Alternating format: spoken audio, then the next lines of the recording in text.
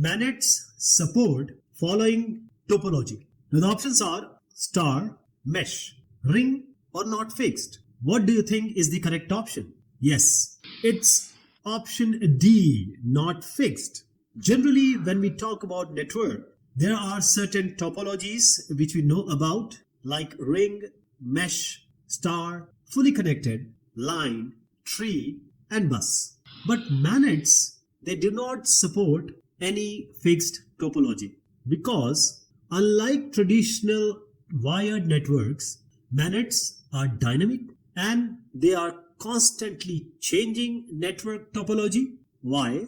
Because of the mobility of the nodes. So the nodes in MANET, they can move freely, they can join or leave the network at any time and establish connections with other nodes in a spontaneous manner. Hence, the network topology is not fixed in case of MANETs and they can vary dynamically based on the movement and interactions of the nodes.